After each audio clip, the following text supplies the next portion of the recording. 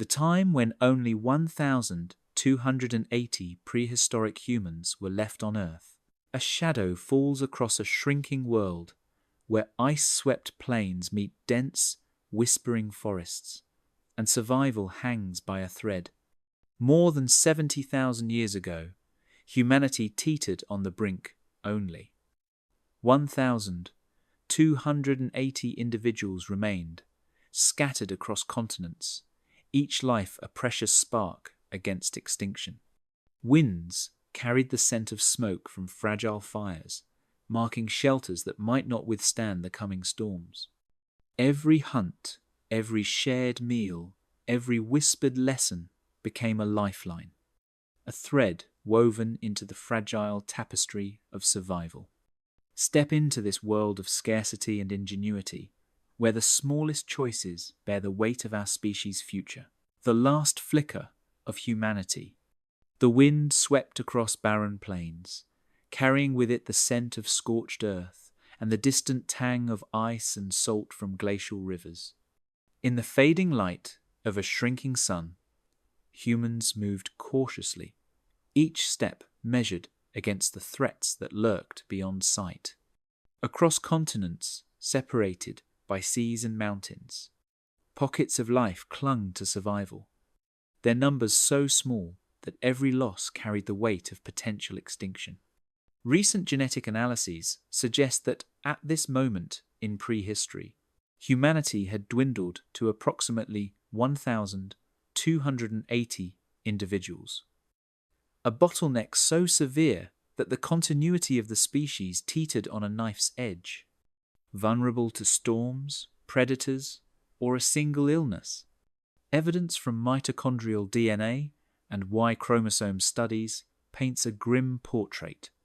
The genetic diversity of humans at this time was extraordinarily low, with a population split into tiny, isolated clans that had little opportunity to interbreed.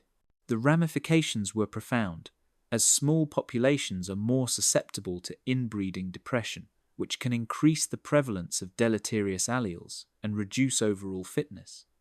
Anthropologists have traced modern human DNA to this bottleneck, revealing that almost every living person carries traces of this perilous survival period in their genome.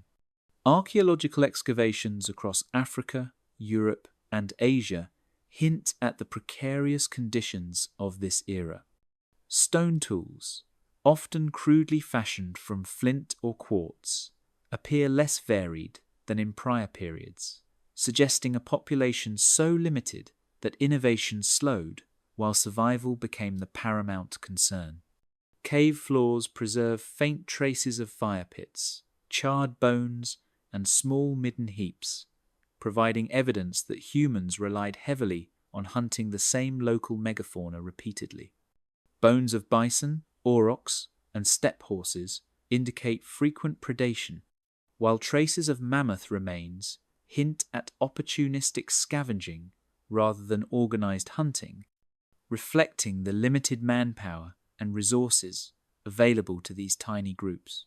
Paleo-environmental studies show that the climate during this period fluctuated dramatically, oscillating between glacial advances and retreating ice sheets. Temperatures dropped in some regions by as much as 5 degrees Celsius over a few centuries, creating harsh landscapes of tundra and steppe that constrained foraging opportunities. Pollen samples extracted from ancient sediment layers reveal a stark reduction in floral diversity, with many edible plant species disappearing or retreating to isolated refugia. These ecological pressures meant that the remaining humans had to develop acute knowledge of microhabitats, seasonal cycles, and migratory patterns of animals to survive. Their existence was dictated by environmental extremes that would have overwhelmed larger populations, far less reliant on precise adaptation. Fossilized footprints, unearthed in sedimentary deposits along river valleys, provide a fleeting yet poignant record of these humans in motion. The spacing and depth of prints suggest light frames and cautious movement, evidence that small groups traveled in tightly coordinated units to maximize safety. When humans were reduced to such a small number, every individual carried vital knowledge, who could find water during droughts, who remembered the location of hidden edible roots, who understood the behavior of apex predators. The loss of a single person was a catastrophic blow, not only biologically but culturally, erasing wisdom accumulated over generations and leaving gaps that could never easily be restored. Analysis of ancient bones reveals other facets of survival. Isotopic studies of skeletal remains indicate a diet heavily reliant on protein from large mammals, supplemented by seasonal fruits, nuts, and tubers, but with little consistency in nutrient intake. Skeletal stress markers and healed fractures point to the constant physical strain of life in a fragile population, where injuries carried greater risk than they would in larger communities, as the group could scarcely afford the loss of a hunter or caretaker. The patterns of wear on teeth suggest the inclusion of gritty, fibrous vegetation, possibly gathered from marginal lands, highlighting the delicate balance between necessity and available resources. Compounding environmental and physical challenges were pathogens and parasites, which could sweep through isolated groups with devastating efficiency. Evidence of parasitic infection in preserved human remains indicates that even a small population was not immune to disease. Limited genetic diversity amplified susceptibility, meaning that even minor outbreaks could ripple across distant clans, leaving entire groups depopulated. Yet, even amid this vulnerability, humans displayed remarkable adaptability. Archaeological data show subtle innovations in tool use, evidence of controlled fire, and traces of structured shelters within caves or rock overhangs. Hearths were maintained with consistent attention, and their spatial arrangement suggests a nascent understanding of safety, comfort, and communal life. Genetic modeling indicates that humans may have strategically dispersed to minimize inbreeding, deliberately seeking neighboring groups while maintaining critical knowledge of routes, landmarks, and resource locations. This combination of ingenuity and careful risk management exemplifies a species aware of its fragility and capable of deliberate planning to avert total collapse. The fossil record also hints at early symbolic behavior that may have served to reinforce cohesion within these minute populations. Engravings on bones, ochre marks on stone, and pigment traces in cave recesses suggest that humans sought not only physical survival, but cultural anchoring, a psychological strategy that provided meaning in a world that offered little certainty. Such expressions may have functioned to encode knowledge about hunting, seasonal cycles, or social rules, creating an intangible network of information and ritual that strengthened the fragile threads binding clans together. By examining this period through a combination of genetics, archaeology, and paleo-environmental reconstruction, it becomes clear that humanity's survival was contingent on a delicate interplay of biology, behavior, and environment.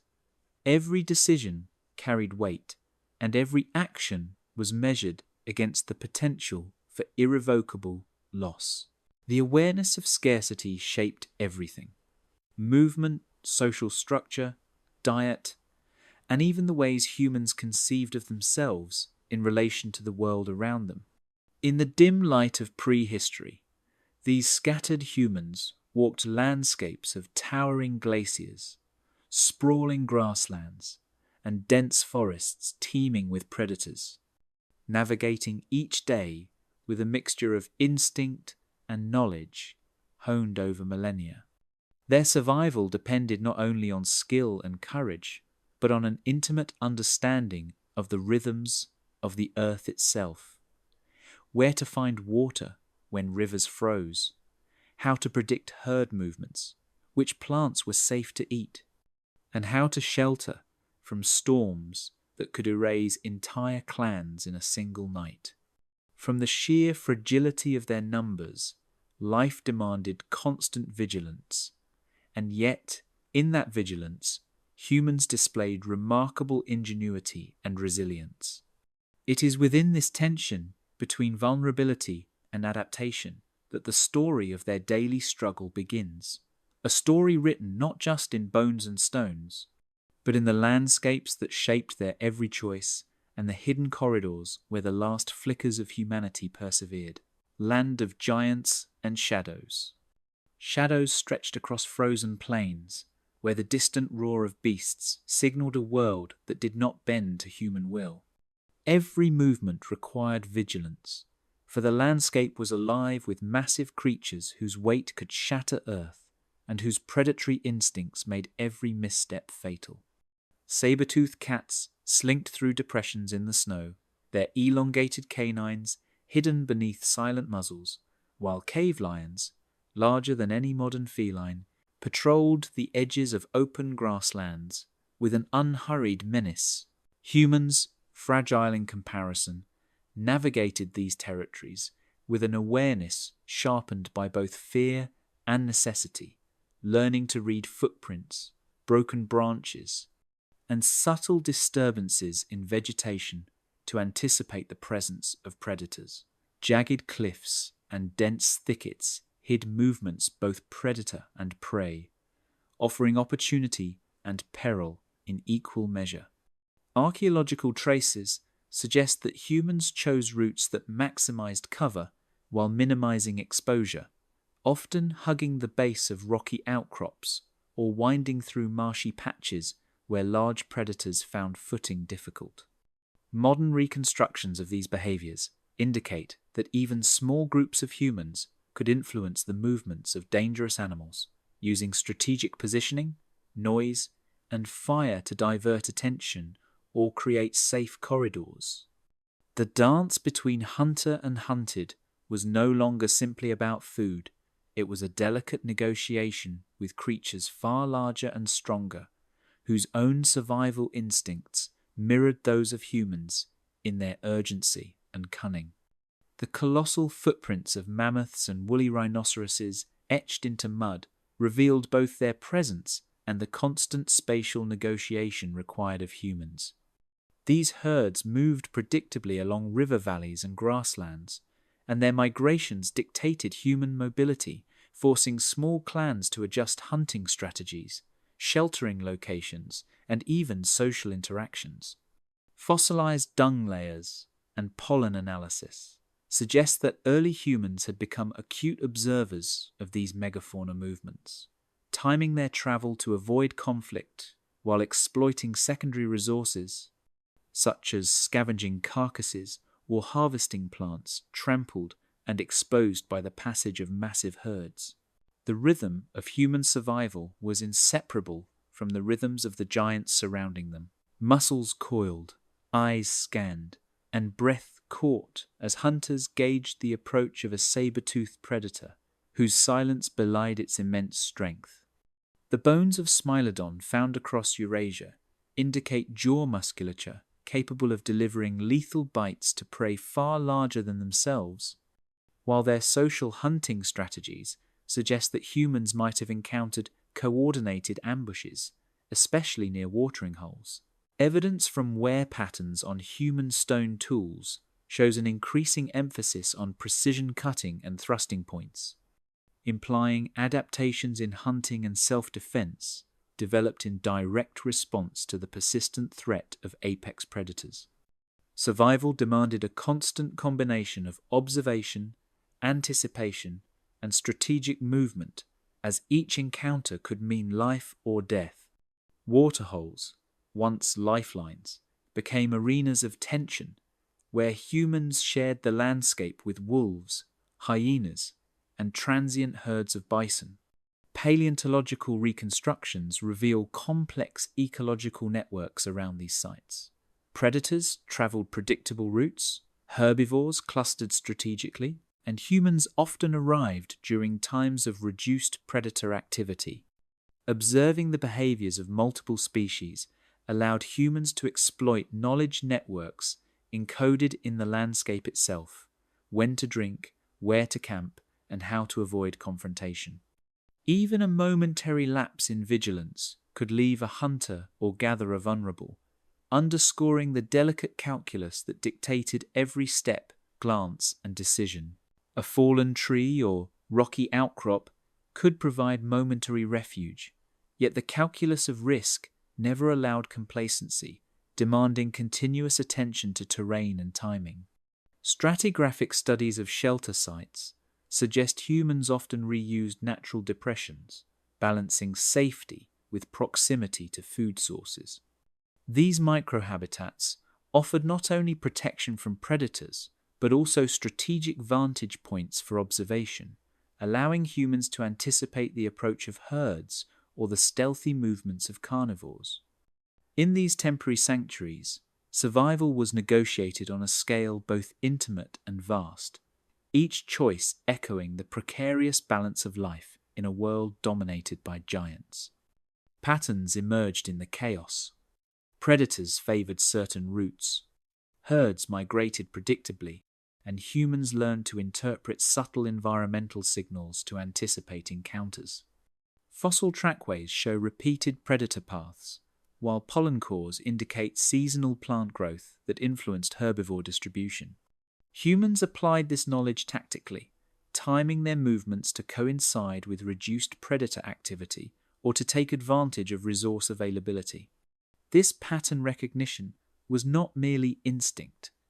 It was early ecological intelligence, a merging of observation, memory, and decision-making that allowed a fragile species to survive amidst formidable challenges. Nightfall transformed the familiar into a treacherous realm, shadows lengthening as predators hunted under the cloak of darkness, and humans relied on learned vigilance to navigate uncertainty. Torches of resin-soaked branches, when available, provided a fragile halo of safety, illuminating tracks, burrows, and potential threats. The interplay of light and darkness shaped human behavior, influencing group cohesion, sleeping arrangements, and patrol patterns. Archaeological evidence of hearth placement within caves suggests that humans strategically positioned fires to create defensible zones, blending caution with necessity in an environment that punished errors with brutal efficiency. Teeth, claws, and tusks were constant reminders that humans occupied the lower end of a brutal hierarchy, and yet their ingenuity, strategic positioning, fire, and cooperative movement allowed them to endure. Skeletal analysis of human remains from this period indicates strong, lean musculature, shaped by relentless activity and the necessity of agile movement. Wear patterns on limb bones reveal long-distance travel over uneven terrain and repeated defensive actions, demonstrating that survival required both physical resilience and the mental acuity to predict, evade, and sometimes confront predators. The tension between vulnerability and adaptability defined existence, forging a species capable of extraordinary endurance. As dawn returned, the landscape seemed less threatening, yet every scar in the earth and broken branch whispered of past encounters, shaping the next day's cautious journey. Megafauna continued their migrations. Predators resumed their patrols, and humans recalibrated strategies based on accumulated knowledge of recent encounters. This continuous feedback loop, observation, interpretation, adaptation, became the foundation of survival, guiding the movement, cooperation, and decision-making of a species whose numbers were perilously small, but whose capacity for ingenuity remained immense. In this world of colossal shadows and ever-present danger, humans began to master not the giants themselves, but the patterns, rhythms, and subtle cues that allowed them to coexist, to feed, and to endure. From this intimate, dangerous communion with the Earth's largest creatures, the story of sustenance and survival emerges, a precursor to the delicate balance of life that would define every day of their existence. Hunting in the last wilds. First light cut through the morning mist, revealing the faint outlines of a distant bison herd moving across the plains. The humans, fragile in number, yet honed by necessity, moved with deliberate caution, their eyes scanning every undulation in the grass and every subtle movement in the shadows. These hunts were more than acts of survival. They were intricate dances of coordination, patience, and precision, where every motion carried weight and every decision could mean life or death. Archaeological evidence, including finely worked spear points and bone knives, shows that even small groups executed complex strategies to intercept, flank, and ultimately subdue animals far larger and stronger than themselves. Each hunter adjusted position silently, muscles coiled like drawn springs, senses tuned to the faintest sound or vibration in the ground. Studies of fossilized footprints alongside prey remains suggest that human groups relied on subtle spatial understanding, moving in patterns that anticipated herd trajectories. Tracks preserved in ancient mud reveal repeated strategies, circling flanks, gradual approaches, and synchronized attacks that minimized risk while maximizing efficiency.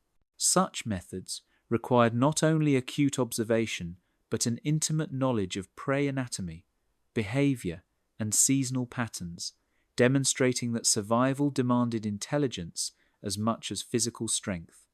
Spears tipped with flint caught glints of sunlight as they were readied for launch, instruments of both sustenance and ritualized expression. Use-wear analysis of projectile points indicates a surprising level of craftsmanship. Edges shaped for penetration, hafting systems designed for durability, and balance optimized for both thrusting and throwing.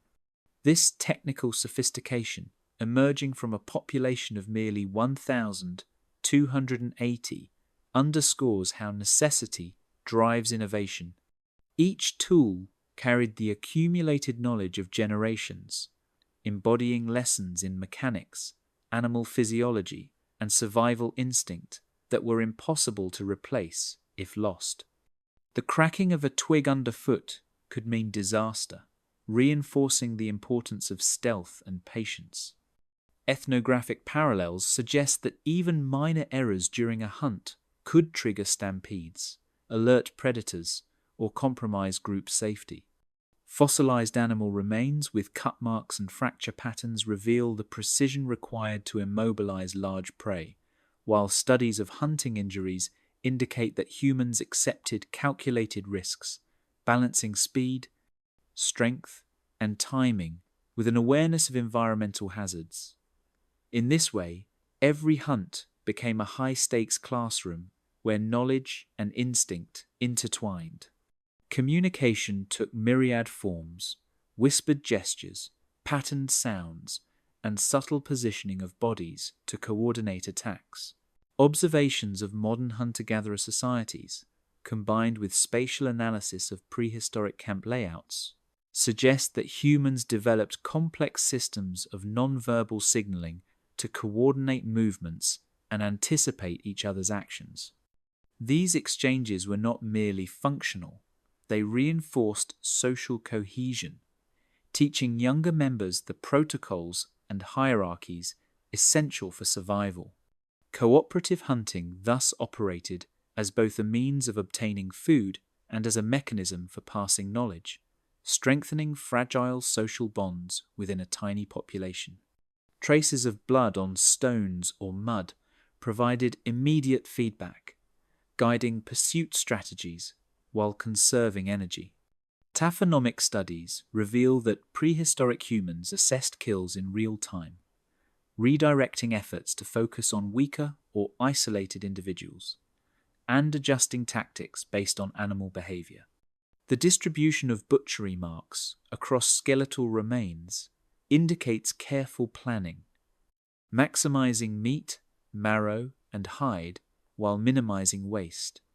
This methodical approach demonstrates that hunting was an intellectual as well as physical endeavor, combining ecological awareness with foresight and adaptability. Bones fractured with precision, revealing knowledge of anatomy that extended beyond immediate survival. Marrow extraction techniques, evidenced by microstriation analysis, provided critical calories, while cuts on joints and muscle attachments indicate strategic dismemberment to facilitate transport and consumption. Nutritional reconstructions based on isotopic analysis suggest that marrow and organ tissues formed vital sources of fat and protein, essential to sustain small human populations whose caloric needs could not tolerate waste. Each act of butchery thus reflected a deep understanding of both biology and environmental constraints. Hunt sequences were often punctuated by quiet pauses, moments when the group reassessed, adjusted, and re-established unspoken hierarchies. Archaeological and ethnographic records indicate that such pauses reinforced leadership structures, distributed roles, and maintained group cohesion. These interludes were opportunities to observe predator presence, monitor herd movement, and communicate silently through gestures or glance actions that required vigilance, trust, and shared experience. Within these pauses, humans exercised judgment honed over countless hunts, learning to anticipate not only prey behavior, but environmental contingencies that could tip the balance between life and death.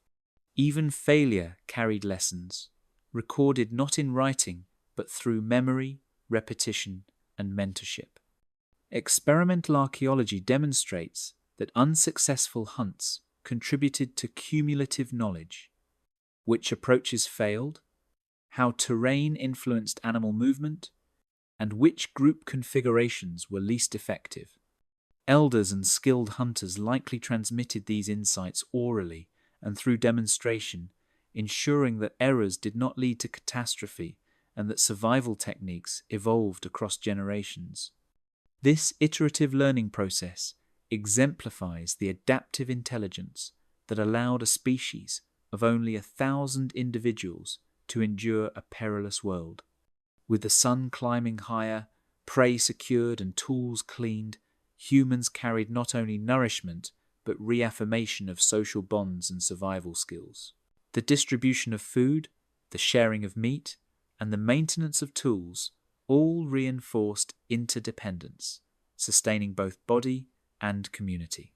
Through each hunt, humans preserved knowledge of the land, the animals, and each other, embedding survival strategies into the cultural fabric that would define daily life for centuries to come.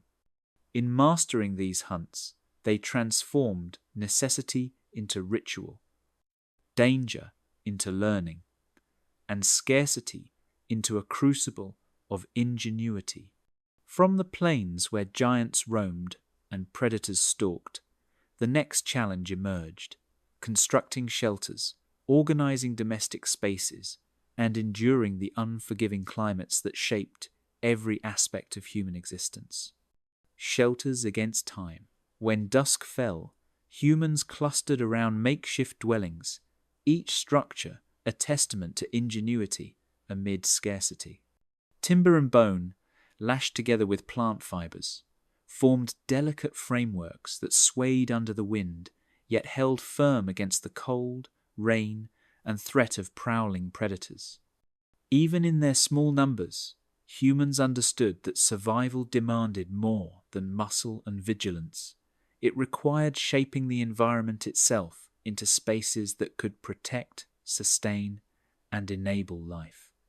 Excavations of ancient campsite layers reveal patterns of construction that suggest deliberate planning, with interior arrangements that balanced warmth, accessibility, and observation, demonstrating an early mastery of spatial organization. Timber, bone, and layered foliage form the skeleton of each dwelling, chosen for strength, flexibility, and local availability. Archaeological studies of post holes and associated debris indicate that early humans selected materials that could bend without breaking, combining them with insulating layers of moss, grass, or animal hides to resist the biting cold. Hearth, carefully positioned at the center, radiated warmth while minimizing smoke accumulation, and stones placed strategically along perimeters acted as anchors and windbreaks. These adaptations reveal that even ephemeral shelters were engineered with careful attention to physics, material properties, and environmental dynamics. Hearth glowed in the center of each shelter, radiating not only heat but a sense of communal focus. The placement of fire pits within wind-protected recesses reflects an intuitive understanding of airflow and combustion, ensuring warmth without suffocating smoke. Charcoal layers preserved in soil strata provide evidence of repeated hearth use, indicating that humans maintained these fires over extended periods, adapting fuel choices to seasonal availability.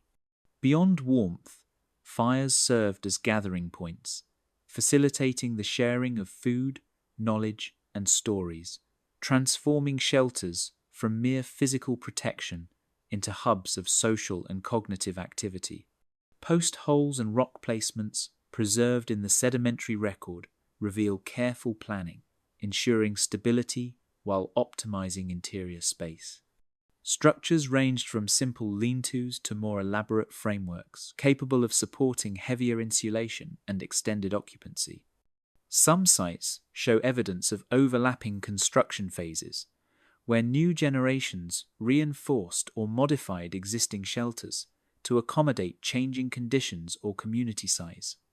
This continuity suggests an early form of architectural memory, with lessons embedded in material and design passed across decades, preserving both ingenuity and cultural knowledge. Leaves, grasses, and moss lined the floors, providing insulation against the frozen ground and damp.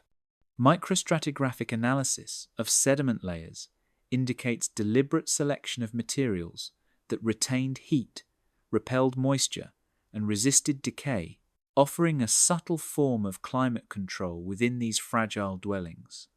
The tactile and sensory aspects of these insulating layers also suggest that humans considered comfort and ergonomics, refining shelters to accommodate both survival needs and the physical limitations of their bodies after long, strenuous days of hunting and gathering.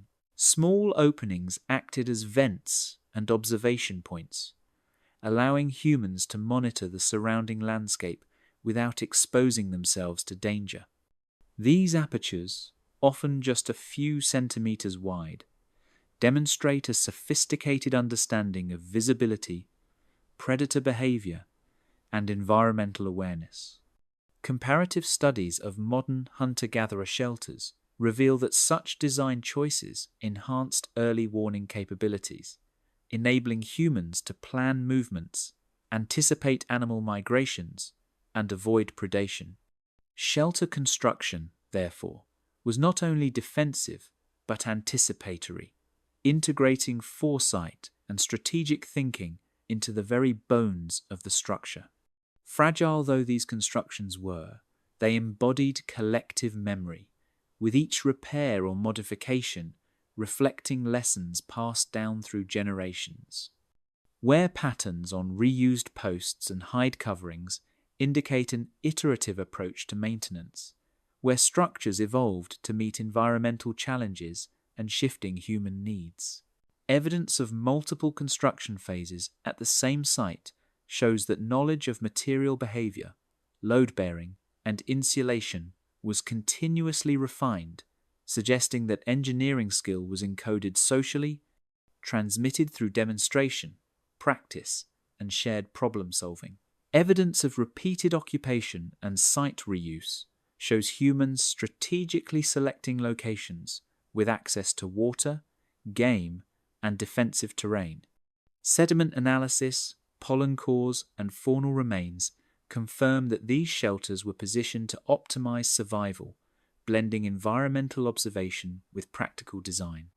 Human choices reflect an early form of ecological engineering, where temporary structures were integrated into broader landscapes, facilitating resource management, seasonal movement, and risk mitigation without the luxury of permanent edifices. Wind howled outside, but inside, humans maintained a delicate balance between comfort, safety, and proximity to essential resources. Hearths, insulation, and careful orientation transformed fragile shelters into livable microcosms, where survival depended as much on human ingenuity as on environmental conditions. The interplay between structural fragility and functional resilience illustrates how early humans imposed order on a chaotic world, harnessing knowledge, cooperation, and experience to convert vulnerability into stability. The selection of construction materials also reveals the earliest hints of ecological knowledge. Stones collected from riverbeds, carefully chosen for weight and shape, anchored structures against gusts and shifting soil, while pliable branches, woven together with sinew or vine, absorbed the shocks of wind and snow. Analyses of wear patterns on these materials suggest repeated testing and refinement, indicating that humans engaged in practical experimentation, trial and error, as a formalized approach to survival engineering. Even subtle differences in branch diameter or hide thickness could mean the difference between shelter collapse and continued protection. In these shelters, survival extended beyond the physical, embedding knowledge, cooperation, and foresight into the very walls that cradled their fragile existence. Each stick, hide, and layer of moss carried the wisdom of elders, the experimentation of predecessors, and the adaptive intelligence of a species learning to endure in extremis. Shelters became extensions of social networks, spaces where skills were taught, strategies rehearsed, and communal bonds reinforced. From the fragile frameworks that shielded bodies against storms and predators, the invisible architecture of culture and shared understanding began to emerge, laying the foundation for cohesion, memory, and resilience that would define human life far beyond the immediate challenge of survival. Even in moments of calm, the shelters served as laboratories of innovation, where humans observed, recorded mentally, and refined their approaches to balance weight, insulation, and access. Soil microlayers show repeated fire management, suggesting that ventilation, airflow, and fuel types were carefully considered to maximize comfort and safety. The integration of these practical lessons into daily routines reinforced survival strategies, creating a continuous feedback loop of observation, testing, and adaptation that extended the species' capacity to endure both climate extremes and predator threats. The language of survival. Fingers traced patterns in the soil, outlining paths to water, game, and shelter that would guide others across the rugged landscape. These marks were more than simple instructions. They were a tangible record of accumulated knowledge, translating memory into a visual language accessible to all members of the small human group. Archaeological studies of incised stones and ochre markings suggest that early humans used such techniques to encode spatial information, creating a shared cognitive map that allowed them to navigate vast and unpredictable environments. In these moments, survival became a collective endeavor, reliant not merely on instinct, but on the ability to transfer understanding across eyes, hands, and minds. Low, guttural sounds carried across the wind, announcing the approach of predators or signaling the movement of distant herds. Ethnographic parallels show that vocalizations served as early alarm systems, finely tuned to frequency and volume to convey urgency without revealing the group's exact location. Fossilized hyoid bones indicate that humans possess the anatomical capacity for complex articulation, enabling a range of sounds that could encode meaning, emotion, and instruction. Each call was a link between the individual and the community, transforming isolated action into coordinated effort and reinforcing the invisible threads of cooperation. Echoes of vocal calls intertwined with gestures, forming an intricate choreography of communication that required observation, memory, and anticipation. Hands lifted, heads tilted, and eyes darted, transmitting subtleties, invisible to outsiders, but unmistakable to those trained in the language of the group. Analysis of gesture systems in modern hunter-gatherers suggests that these movements were highly structured, often following consistent conventions that allowed for rapid learning and minimal error during complex tasks such as hunting or foraging. Within this fluid interplay of sound and motion, humans codified strategy and shared experience, embedding knowledge directly into social practice. Symbols etched into rock faces hinted at stories, warnings, and lessons passed across seasons. Cave walls in distant archaeological sites reveal sequences of marks, often associated with animal depictions or hunting scenes, suggesting an emerging symbolic literacy. These early narratives were not merely decorative. They encoded strategies for survival, transmitting behavioral patterns that could be learned even by individuals absent from the original events.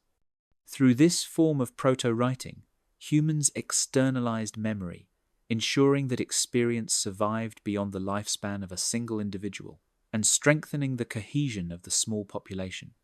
Shared laughter and cries around the hearth conveyed nuance, emotion, and social information that words alone could not carry.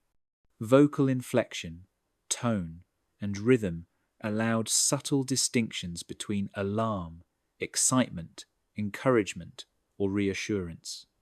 Neurocognitive research supports the idea that such auditory signals reinforced empathy and social understanding, crucial components in groups whose survival depended on cooperation and trust.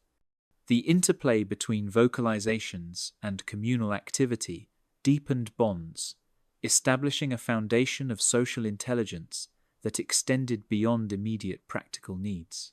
Repetitive chants and mimicked animal calls trained younger humans to recognize patterns, anticipate behavior, and participate in coordinated action.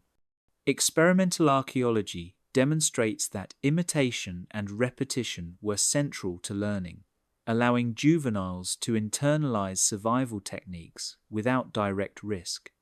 Through these exercises, humans honed memory, attention, and predictive reasoning, gradually constructing a mental framework for understanding the behaviors of both prey and predators. Communication became simultaneously pedagogical and adaptive, blending instruction with the rehearsal of instinctive responses. The positioning of hands, stones, and tools often acted as non-verbal instruction, guiding tasks with precision and efficiency. For example, the alignment of spears or the placement of markers along a hunting route conveyed strategic information that could be interpreted without sound, reducing the risk of detection by predators or prey. Tactile signals and environmental cues were integrated seamlessly into daily practice, demonstrating that communication extended far beyond spoken language, relying on spatial reasoning, memory, and shared conventions. Early narrative forms emerged, where sequences of sound, motion, and mark-making encoded lessons in survival, ritual, and kinship. These proto-stories were not linear in the modern sense, but were structured around patterns and relationships observable in the environment, from animal behavior to seasonal cycles. Cognitive studies suggest that such storytelling strengthened causal reasoning, problem-solving, and future planning, allowing humans to predict outcomes and refine strategies collaboratively. By weaving practical knowledge into narrative frameworks, humans transformed experience into a portable, teachable, and enduring form of intelligence. Even silence was purposeful, serving as a tool to signal caution, attention, or deference within the fragile group. Pauses in vocalization or motion conveyed as much information as sound, creating a dynamic equilibrium between action and observation. Ethological studies indicate that strategic silence could alert others to threats, coordinate stealth approaches during hunting, or reinforce hierarchical roles without confrontation. Mastery of both speech and silence reflected a sophisticated understanding of environmental, social, and cognitive variables, underscoring the complexity of communication as a survival mechanism.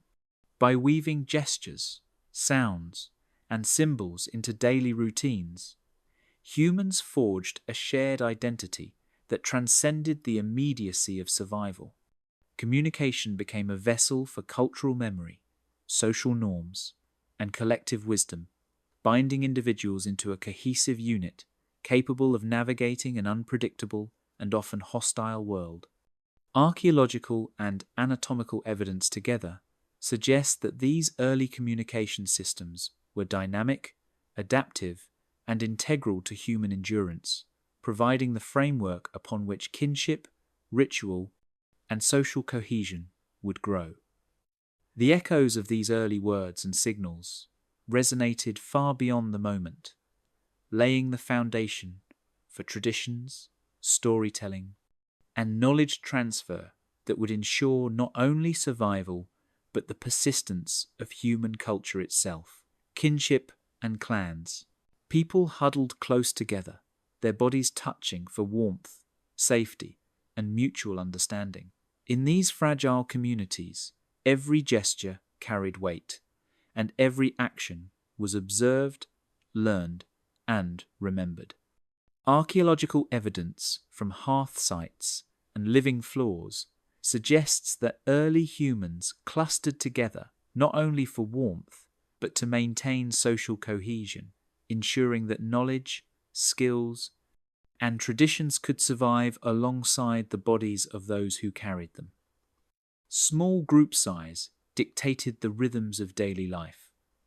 Hunting, foraging, and shelter maintenance were coordinated with precision, relying on trust and mutual dependence to sustain a population whose survival rested on cohesion more than numbers.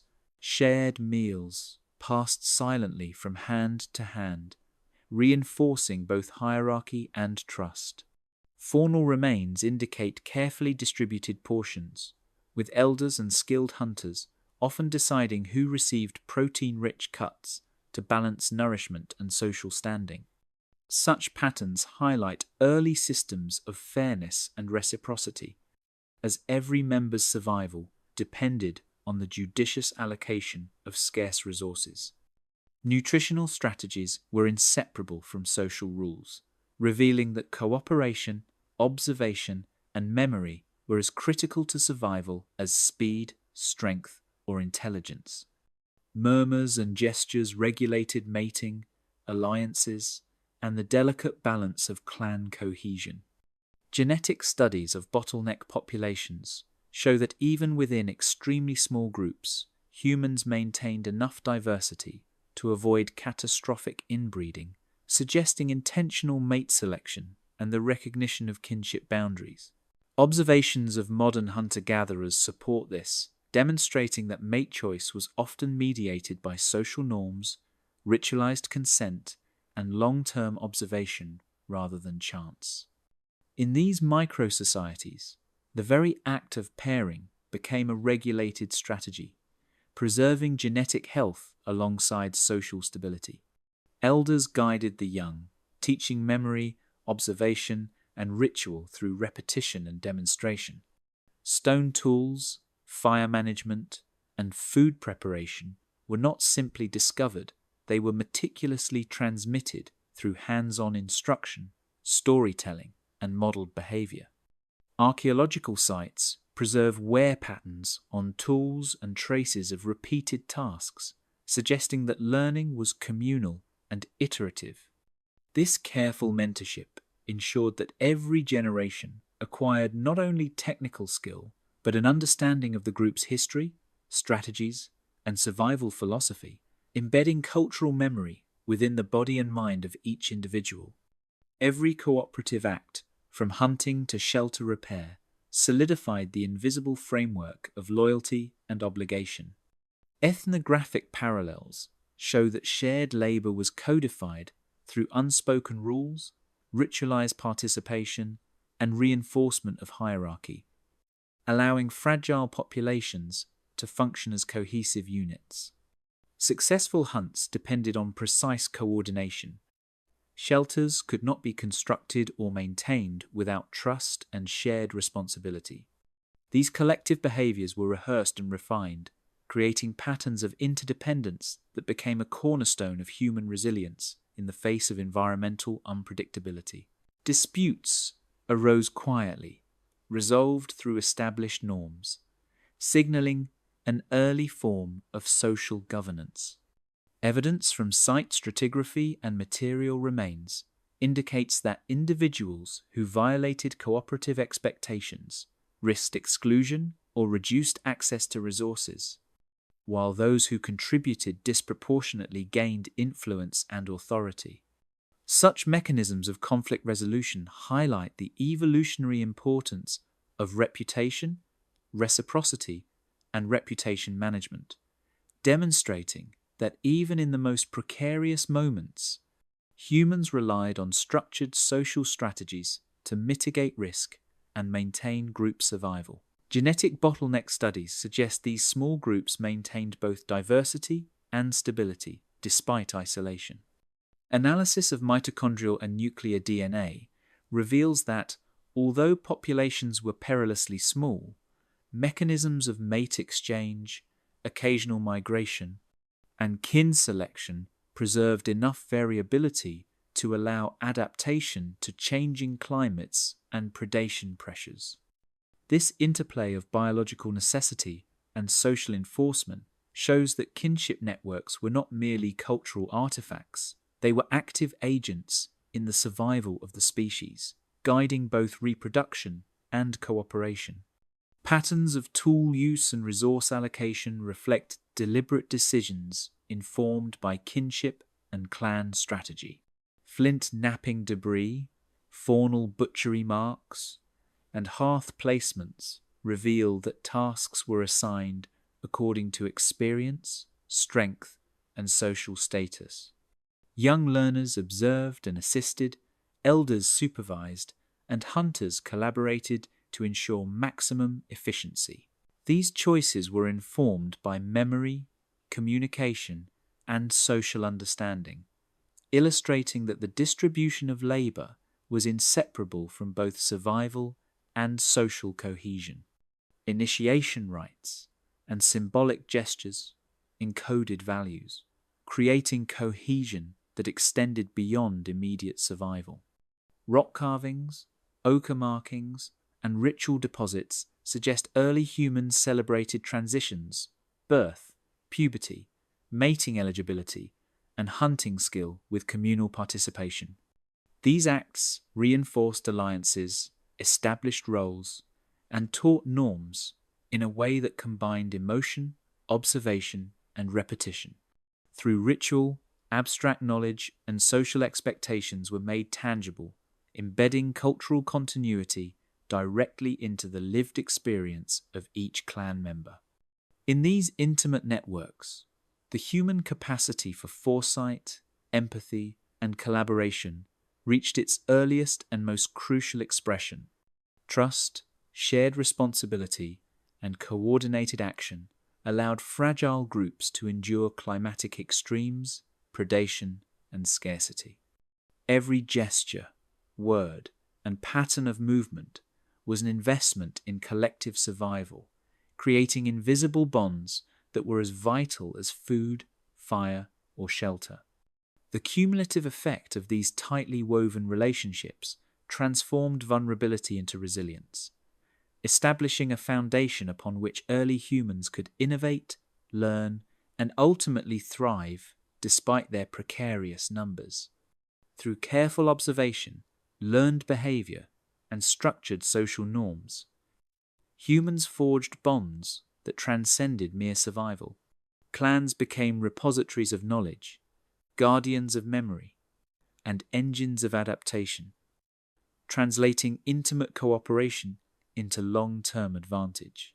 Within this framework, individuals understood not only their own needs, but the interdependence that defined life, ensuring that the smallest acts, sharing a morsel of food, offering instruction, or observing ritual, resonated across the group. From these kinship structures emerged stability, foresight, and a platform for innovation, laying the groundwork for mastery of fire, tools, and the broader environment, which would become the next defining challenge in humanity's delicate ascent. Fire, the element of mastery. Sparks caught dry tinder, and the first flames licked upward, casting trembling shadows across the faces of the small group. The glow illuminated eyes wide with curiosity and caution, reflecting both awe and understanding. Archaeological studies reveal that controlled fire use dates back hundreds of thousands of years, with hearths, charcoal deposits, and burned bones providing evidence of repeated, deliberate ignition.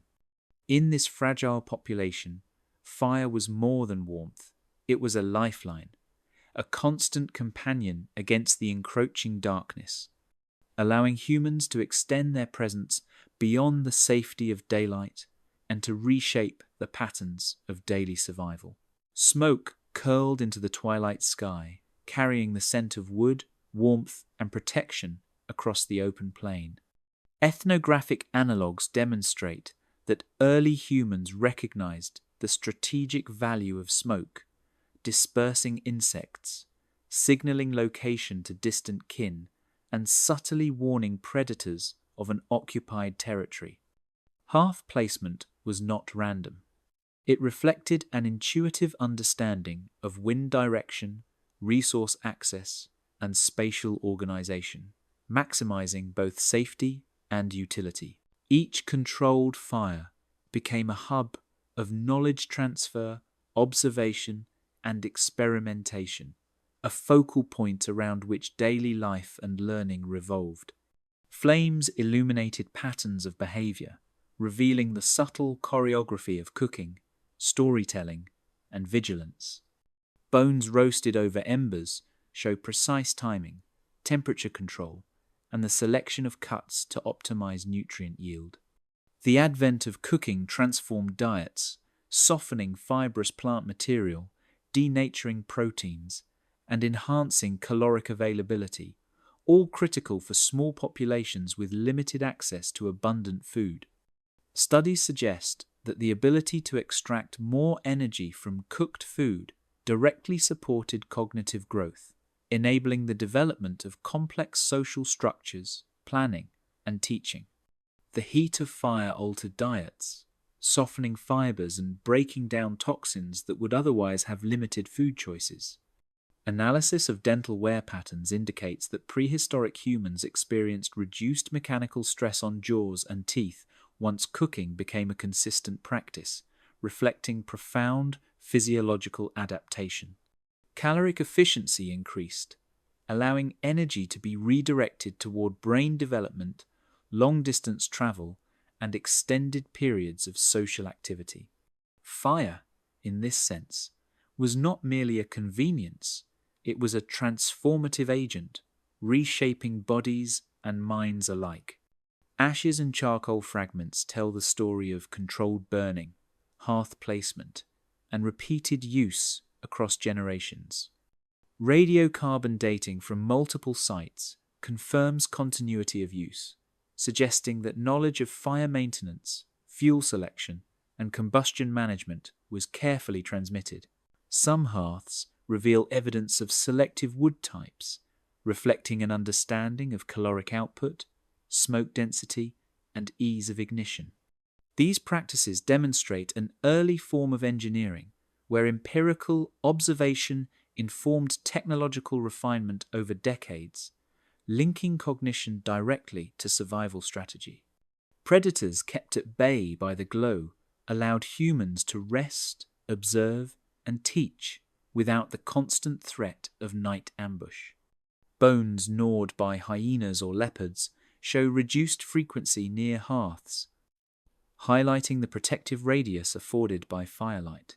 In this expanded temporal window, humans could engage in activities previously constrained by darkness, refining tools, planning hunting strategies, or imparting vital survival knowledge to younger members. Fire acted as both shield and stage, extending agency into periods that would otherwise be consumed by vigilance or fear. Firelight extended the day, providing temporal expansion for reflection, planning, and ritual activities. Archaeological traces suggest that communal gatherings around hearths were structured with attention to proximity, hierarchy, and participation. Storytelling, demonstration of skills, and rehearsal of hunting techniques took place in these luminous circles, embedding procedural knowledge into memory. This nocturnal extension facilitated cognitive rehearsal, reinforcing patterns of observation, anticipation, and problem-solving that became increasingly sophisticated with each generation. The manipulation of flame revealed early problem-solving, experimentation with materials, and selective feeding strategies. Humans tested various ignition methods, from friction to sparks, and assessed fuel types for burn rate and temperature, displaying iterative reasoning akin to modern engineering thought. Cooked food was not simply consumed, it was evaluated, rationed, and prepared with foresight, reflecting an understanding of cause, effect, and optimization. Through these practices, fire became both laboratory and teacher, cultivating skill, patience, and predictive cognition. Physiological adaptations, including reduced chewing force and enhanced caloric efficiency, were facilitated by the advent of cooking. Comparative studies of pre- and post-fire archaeological remains reveal significant differences in skeletal robustness and digestive tract morphology, suggesting that fire directly influenced human anatomy. Beyond nutrition, the communal management of fire fostered synchronization of activity, coordination of labor, and reinforcement of social bonds, embedding survival strategies within both body and society. Fire became the nexus where biology, behavior, and culture converged, shaping humans into organisms capable of enduring extreme scarcity and environmental unpredictability. Fire also transformed perception and cognition. Observing flames required focus, predicting burn duration and intensity demanded anticipation, and manipulating embers called for dexterity and timing. Neuroarchaeological studies suggest that engagement with fire may have stimulated areas of the brain responsible for planning, abstract thought, and social coordination. Nights spent tending hearths were periods of concentrated learning, where story, instruction, and experimentation merged, creating a cognitive landscape as vivid and intricate as the dancing shadows cast on the walls. In mastering fire, humans reshaped perception, cognition, and the very rhythm of life. Nights became arenas for learning, discussion, and planning, while days were liberated for hunting, gathering, and exploration. Firelight amplified communication, enabling gestures, words, and storytelling to carry farther, fostering cohesion and shared memory. The control of flame empowered innovation, making humans architects of their surroundings rather than mere subjects of circumstance. Within the glow of hearths, the fragile population transformed necessity into mastery, vulnerability into strategy, and raw survival into an evolving culture of adaptation and foresight. Once humans harnessed fire, they claimed a measure of control over an unpredictable world, bending both physical and social environments to their advantage. The warm flicker became a repository of knowledge, a beacon of protection, and a stage for skill, innovation, and community. In these moments of illumination, the groundwork for technological evolution was laid, demonstrating that the mastery of one element could ripple across every aspect of life, transforming small, fragile clans into innovators capable of enduring and shaping the world around them. Eyes in the night. Darkness stretched over the landscape, revealing shapes that demanded careful attention and instinctive judgment. Without the guiding warmth of fire, humans relied on eyes adapted to twilight, detecting motion in shadows and gauging distance with subtle visual cues. Comparative anatomical studies indicate that rod cells, responsible for low-light vision, were densely concentrated in prehistoric human retinas, allowing heightened sensitivity to the faintest flickers of light. In these fleeting hours, perception became a tool as crucial as any spear or blade, dictating movement, strategy, and the delicate dance between predator and prey. Eyes scanned the forest floor, tracing the faintest glimmers and movements in the underbrush. Ethological evidence shows that humans adjusted their hunting patterns to exploit nocturnal behavior, often tracking animals whose vision and reactions were tuned to daylight. Human eyes, sharpened by adaptation, could detect slight contrasts in texture and shape, allowing the earliest hunters to navigate complex terrain and interpret the intentions of both animals and fellow humans. Observing distant silhouettes against dim horizons demanded an acute sense of depth and motion, honed through countless nights of survival. Rods within the retina maximized sensitivity, a biological adaptation tuned to scarce illumination and shifting shadow. Modern reconstructions suggest that these adaptations enhanced peripheral vision, enabling early humans to detect movement across a wide field while minimizing energy expenditure. The ability to see in near darkness was not only survival critical, it fostered cognitive flexibility, attention to detail, and the instinctive planning necessary for small populations to persist. Movements became deliberate, each step measured against unseen obstacles and the quiet stirrings of nocturnal life. Archaeological traces reveal careful foot placement and the creation of subtly cleared pathways near shelters, suggesting that humans actively managed their environment to maximize safety at night. Stones arranged near hearths or along paths minimized tripping hazards, while branches and undergrowth were occasionally pruned to allow better visibility. Each action reflected the intersection of cognition, memory, and environmental awareness, creating a dynamic relationship between perception and landscape management. The interplay of soft illumination of the moon and long shadows made judging distances difficult, but humans developed compensatory behaviors, slow, intentional strides, use of staff-like sticks for tactile feedback, and synchronized movement within the clan to avoid accidents. Fossilized footprints indicate that group movement often followed repeated patterns, suggesting learned, low-light pathways, while ethnographic parallels demonstrate similar strategies in modern hunter-gatherer societies. Observing animals at night also required understanding subtle visual cues, such as reflected eye shine, posture, and movement, reinforcing the integration of visual and cognitive skills. Subtle gestures, whispered tones, and the brush of a hand against a shoulder carried vital information between clan members. Communication in low-light conditions required refinement, relying on tactile, auditory, and minimal visual cues. Evidence from experimental archaeology demonstrates that early humans likely combined gestures, soft vocalizations, and shared mental maps to coordinate hunting or alert kin to danger. In the absence of firelight, these adaptive communication strategies preserved social cohesion, minimized confusion, and enhanced the effectiveness of nocturnal activities, reinforcing both survival and cultural transmission.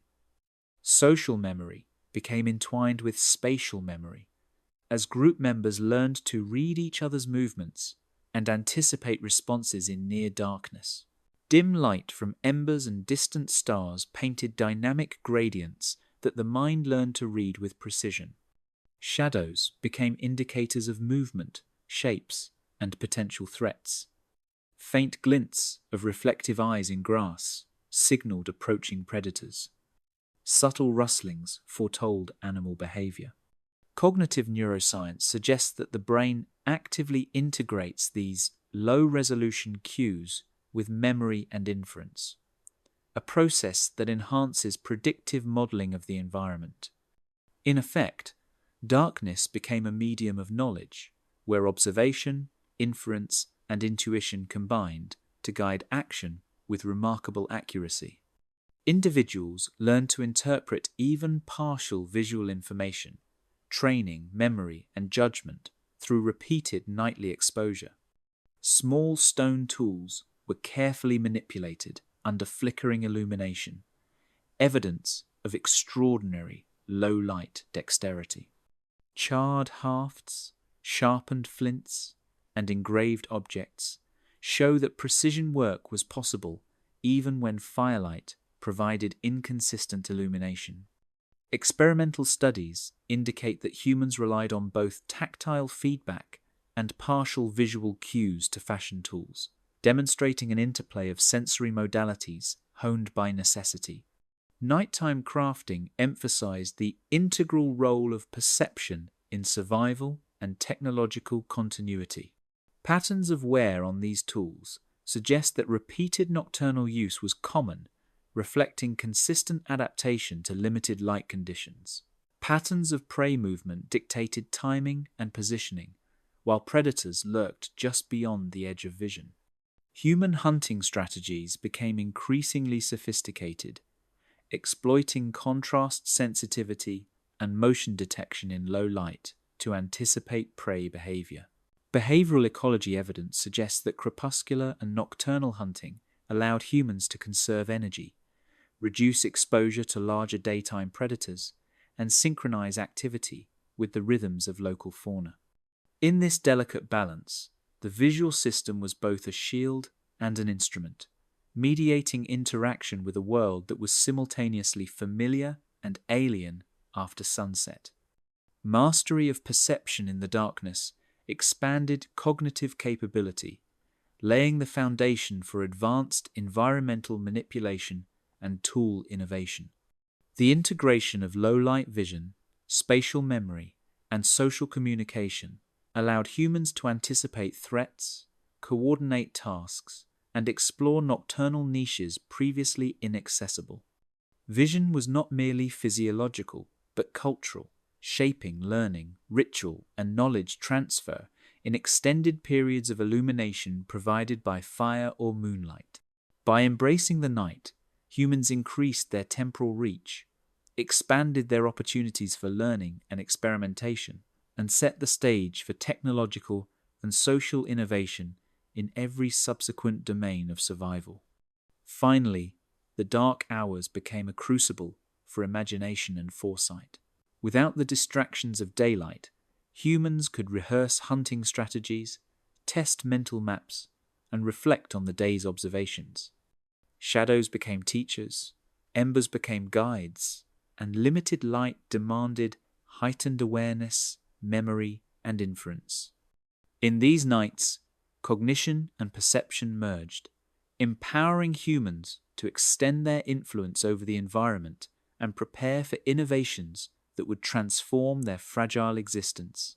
It is within this quiet mastery of night that the next stage of survival tools, planning, and environmental manipulation finds its roots, carrying forward the subtle ingenuity honed under stars and firelight.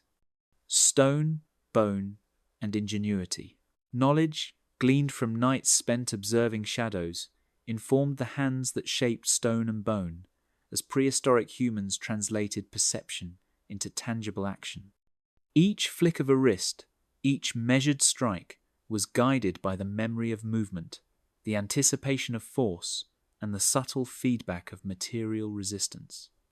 Archaeological evidence shows that flint, chert, and quartz were selected with precision, their crystalline structures ideal for fracturing predictably into sharp edges. Even the smallest shards became lethal or practical instruments, their creation requiring a delicate balance of force, angle, and timing, learned through iterative experimentation and careful observation. In a world where survival depended on skill, each tool was more than a physical object. It was a repository of knowledge, experience, and foresight. Flakes of flint spiraled into patterns guided by intuition, memory, and the constraints of material physics. Microwear analysis indicates that cutting edges were maintained over long periods, with repeated resharpening demonstrating advanced planning and resource conservation. Bones of prey, antler, and driftwood were similarly modified to serve as points, awls, and digging implements, illustrating a nuanced understanding of tensile strength, elasticity, and leverage. In the dim glow of firelight, these early engineers tested angles, experimented with hafting, and refined tools through trial and error. Every strike was both functional and cognitive, embedding lessons of cause, effect, and material properties into a growing cultural memory. Residue traces reveal that early humans selectively harvested fibers, adhesives, and pigments to enhance tool efficiency. Plant resins, tree sap, and animal glue were employed to bind points to shafts, demonstrating chemical knowledge that predated formalized science by tens of thousands of years. Experiments replicating these techniques show that successful hafting required not only technical skill, but patience, precise timing, and awareness of temperature and humidity. Pigments applied to handles or blades may have served both aesthetic and symbolic purposes, encoding clan identity or ritual significance into objects that were otherwise utilitarian. In this way, tools became both instruments of survival and vessels of human expression. Sharpened antler points transformed hunting strategies, allowing the small population to compensate for limited numbers.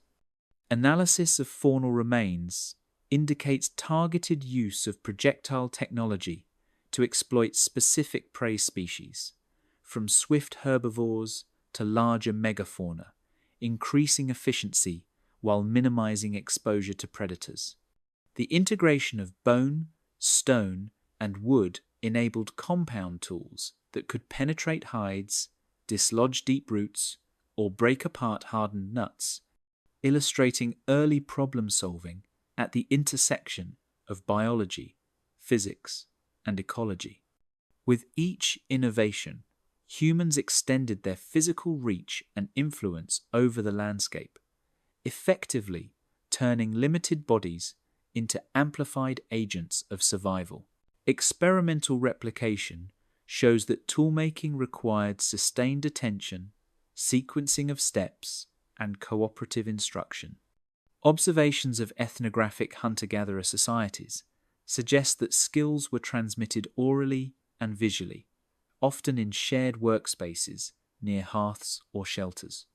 Teaching involved demonstration, correction, and iterative practice, while learners internalized both technical procedures and the embedded knowledge of environmental cues. In this way, cognitive capacities for memory, planning, and abstract thought were reinforced, with every object carrying lessons from prior generations. The act of crafting became inseparable from social cohesion, embedding survival skills within the cultural fabric of small clans. scraping, grinding, and notching produced implements suited for cutting, digging, and processing both plant and animal resources. Soil microlayers show concentrations of debris from repeated tool production, indicating the presence of dedicated work areas. Experimental archaeology reveals that the efficiency of these tools relied on ergonomic considerations: handles shaped to reduce fatigue, edges angled to optimize cutting, and weights balanced to control force. These refinements demonstrate a sophisticated understanding of mechanics and human physiology, reflecting an early form of engineering that transformed everyday survival into a disciplined practice, where marks and polished patterns indicate extended use and maintenance, suggesting planning, foresight, and resource conservation. Tools were not disposable. They were repaired, repurposed, and adapted to new challenges. Obsidian blades, for instance, were sometimes resharpened dozens of times, with evidence of incremental modifications enhancing performance over months or years. Similarly, bone awls and points reveal signs of repeated use, reshaping, and reinforcement, highlighting the interplay of innovation and preservation. Humans treated tools as dynamic entities, responsive to need and evolving alongside their creator's understanding of the environment. Each crafted object carried knowledge, embodying the intersection of observation, experimentation, and tactile skill. Through touch, humans refined techniques, gauged force, and developed a kinesthetic memory as sophisticated as any visual or verbal system. Cognitive science suggests that this embodied learning reinforced neural pathways related to problem-solving, coordination, and planning. Tools became extensions of the mind and body, translating intention into effect with a precision that belied the simplicity of their raw materials. In wielding these objects, humans not only manipulated their surroundings, but also internalized strategies that would inform generations to come. Tools reshaped the perception of risk and opportunity, allowing humans to manipulate environments in ways previously impossible. By creating spears, digging implements, and cutting tools, humans could access food sources that were otherwise unattainable, defend against predators, and construct shelters with greater efficiency. Archaeobotanical evidence shows that tools facilitated plant processing, seed grinding, and root extraction, expanding dietary options and nutritional security. The capacity to reshape the environment also reduced dependence on chance encounters, allowing humans to plan, predict, and exploit patterns in both flora and fauna. Survival became a function not only of observation, but of manipulation, preparation, and ingenuity. In mastering stone and bone, humans not only enhanced survival, but also codified a culture of ingenuity, laying the groundwork for ecological and medicinal understanding. Tool use intersected with knowledge of plants, animal behavior, and seasonal cycles, forming a feedback loop in which observation, experimentation, and implementation reinforced each other. Clans preserved and transmitted this knowledge, embedding practical lessons into social memory, ritual practice, and the very rhythms of daily life. Through tools, humans extended their agency across time and space, translating fragile physical presence into enduring capability. After meticulous work, each object, sharpened, hafted, or polished, bore the mark of human intellect and creativity. These implements were far more than survival aids. They were proof of adaptation, experimentation, and foresight. In every strike, scrape, and notch, humans wrote a language of mastery into stone, bone, and wood, a language that allowed them to manipulate the earth, safeguard life, and prepare for innovations yet to come. As they honed these tools, humans not only expanded their physical reach, but also cultivated a cognitive and cultural inheritance that would prepare them to explore ecological knowledge, medicinal practices, and the deeper mysteries of their fragile world. The healing hands of prehistory. Insight into the natural world guided hands toward leaves, roots, and resins, whose properties could mend or soothe, as prehistoric humans translated observation into tangible care. Each selection was deliberate, drawn from careful study of texture, color, aroma, and seasonal availability, alongside subtle cues gleaned from trial and error. Archaeological findings reveal residues of bitter-tasting compounds and aromatic oils on tools, suggesting systematic processing of plants, such as yarrow for wound healing, willow bark for pain relief, and nettle for anti-inflammatory purposes. Even in the absence of written records, the marks left on grinding stones, mortars, and implements speak to meticulous attention paid to dosage, preparation, and application. In a population so small, every successful remedy could mean the difference between survival and extinction, embedding empirical knowledge into the social memory of the clan and shaping the biological resilience of each individual. Bruised and powdered plants were tested cautiously, their efficacy observed over hours and days, while healers monitored subtle changes in vitality, wound closure, and behavioral indicators. Some trials were accidental, leaves rubbed on minor cuts, roots chewed to alleviate discomfort, or resins applied as protective coatings. Over time, repeated observation allowed early humans to distinguish beneficial effects from neutral or harmful outcomes, developing an empirical framework that guided subsequent generations.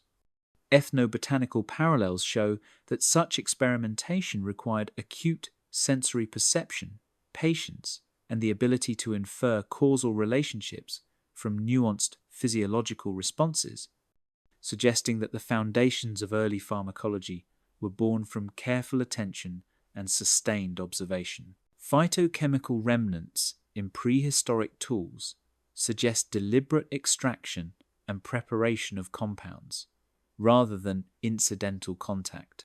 Microanalysis of grinding stones, wooden mortars, and stone scrapers reveals traces of alkaloids, saponins, and tannins consistent with medicinal usage, not dietary intake. The selection of specific plants in particular seasons underscores an understanding of potency, growth cycles, and ecological distribution. Archaeobotanical studies indicate that storage and preservation methods, drying leaves, grinding roots, and sealing resins, were employed to maintain efficacy across months. This knowledge reflected a deep integration of environment, biology, and timing, demonstrating an advanced cognitive engagement with the landscape and a sophisticated interplay between humans and plants. Some preparations appear to have combined multiple ingredients, hinting at empirical experimentation akin to early pharmacology. Combinations of leaves, roots, and resins were applied together, producing synergistic effects that enhanced healing or alleviated discomfort. Modern chemical studies support the efficacy of many prehistoric plant compounds, confirming that these early humans had identified, through observation and experience, remedies whose active constituents influence inflammation, pain perception, and microbial inhibition.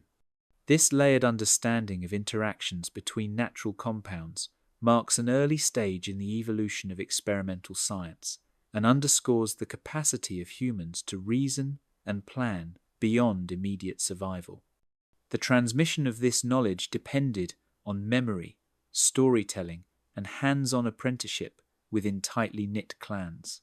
Elders demonstrated techniques, while younger members replicated them under careful supervision, learning to identify, prepare, and apply medicinal plants.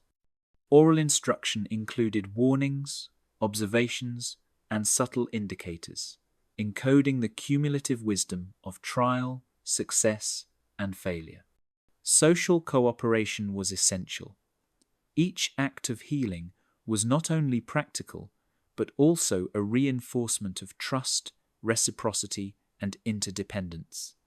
In small populations, such fidelity was critical, as the loss of a healer could imperil the health and continuity of the entire group. Chemical analysis of dental calculus indicates consumption of bitter or aromatic plants with medicinal rather than nutritional value, providing a biological record of deliberate treatment practices. Evidence of compounds with antiparasitic, analgesic, or anti-inflammatory properties suggests that early humans understood both the immediate effects of a remedy and its longer-term impact on systemic health. Traces of chewed leaves, resins, and seeds indicate internal administration, while external applications point to strategies for wound care, skin infections, and burns. Such findings illustrate that prehistoric medicine was deliberate, empirical, and adaptive, integrating cognition, observation, and cultural memory into a holistic approach to survival. Inspired by the actions of animals, observation extended beyond humans, as animal behavior often inspired experimentation with specific flora or minerals. Tracking the ingestion habits of herbivores, noting self-medication behaviors in primates, and understanding the relationships between diet, health, and habitat informed the selection of candidate plants for human use. These insights highlight the deep ecological literacy required to identify effective remedies in a world without formal instruction, textbooks, or laboratories. Humans became both students and experimenters within the broader ecosystem, learning from its inhabitants while shaping their own survival strategies. Environmental knowledge, seasonality, habitat, and plant maturation dictated the timing and availability of remedies. Certain roots or leaves were harvested only when mature, resins collected during specific temperature cycles, and flowers gathered at peak potency. Microstratigraphy in excavation sites shows repeated storage and careful layering of plant materials, suggesting foresight and planning. Humans combined environmental awareness with tool use to access, process, and conserve medicinal resources, transforming the landscape into both a pharmacy and a laboratory, where knowledge of plants, seasons, and habitats became an indispensable component of survival. Tools crafted for processing, grinding, and applying compounds show adaptation of physical ingenuity to biological mastery. Mortars, pestles, scrapers, and sharpened sticks enabled precise preparation, allowing powdered leaves, pastes, or poultices to be applied effectively. The techniques required dexterity, coordination, and a tactile understanding of materials, echoing the skills developed in earlier chapters of toolmaking for hunting and construction. In combining tools with medicinal practice, prehistoric humans extended the reach of their knowledge and ensured the reliability of remedies, demonstrating a convergence of physical and cognitive ingenuity, where observation, dexterity, and environmental literacy intertwined. Having stabilized life through physical remedies, humans turned attention to the intangible, the mental, and spiritual scaffolds that would shape culture and belief. Ritualized application of medicine, storytelling around healing practices, and symbolic associations between plants and spirits created frameworks that reinforced both memory and social cohesion. Medicine became inseparable from culture, embedding empirical knowledge within moral, social, and spiritual contexts. This duality of observation and ritual prepared humans not only to preserve life, but also to invest it with meaning, shaping collective identity and resilience in a world of scarcity and uncertainty, setting the stage for the next chapter, exploring the rites, myths, and narratives that anchored their fragile existence. Rituals of the Edge. From the echoes of whispered instruction and shared stories, humans began to choreograph acts that transcended necessity. Beyond the immediate demands of food, shelter, and protection, they turned toward the intangible, a world of symbolism, ritual, and collective memory. Ochre-stained hands traced patterns into stone and soil, leaving vivid impressions that spoke of presence, identity, and intention. These marks were neither arbitrary nor decorative alone. They codified experience, encoded social knowledge, and marked the fragile continuity of life amidst a world of precarious survival. Each pigment, each carefully arranged arrangement of stone or bone, was a deliberate act of reflection, connecting the living with the dead, the seen with the unseen, and the fleeting with the enduring. The positions of the dead, carefully arranged in shallow graves or natural depressions, reveal a deep understanding of reverence and continuity. Bodies were often placed with limbs folded or arms crossed, sometimes accompanied by tools, stones, or plant material, suggesting that early humans acknowledged both the corporeal and symbolic aspects of death. Microscopic analysis of soil surrounding these burials has revealed traces of pigments and resins, indicating that even at this fragile moment, attention was paid to ritualized preservation. This evidence demonstrates that small clans were capable not only of practical survival, but also of abstract thought, the ability to process grief, and the foresight to embed meaning into acts of mortality practices that reinforced cohesion and transmitted values across generations. Objects placed within ritual contexts carried significance that transcended their materiality. Stones selected for color or shape, animal bones arranged in deliberate patterns, and fragments of ochre or charcoal all conveyed messages of identity, status, or intention. Experimental archaeology suggests that the act of arranging, combining, and presenting these items required planning, memory, and a shared understanding of symbolic language. Even minor variations in placement or sequence could communicate subtle distinctions about clan membership, hierarchy, or spiritual belief. In a population numbering in the mere hundreds, such practices serve not only as markers of tradition, but also as tools of social organization, reinforcing bonds between individuals and solidifying collective memory in a form more enduring than speech alone. Synchronization of movement, chant, and gesture became central to the performance of ritual. Across open plains, along riverbanks, or in shadowed caves, groups would align bodies, voices, and actions in ways that transcended ordinary daily activity. This coordination strengthened social cohesion, enabling humans to communicate shared values and expectations even without fully formalized language. Neuroarchaeological studies suggest that repetitive rhythmic activity, whether in drumming, clapping, or chanting, activated neurological pathways associated with trust, empathy, and group identity. Through these practices, humans cultivated not only psychological resilience, but also a mechanism for embedding norms and reinforcing cooperation, crucial for survival in a precarious world.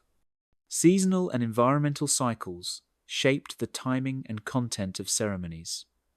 The rising and setting sun, lunar phases, and the movements of herds dictated the rhythm of ritual activity. Observations of plant phenology and animal behavior informed the optimal periods for conducting ceremonies, aligning human practice with the natural order. Archaeological layers indicate repeated use of specific sites across years, suggesting that humans recognized the significance of place and season in anchoring memory and cultural practice.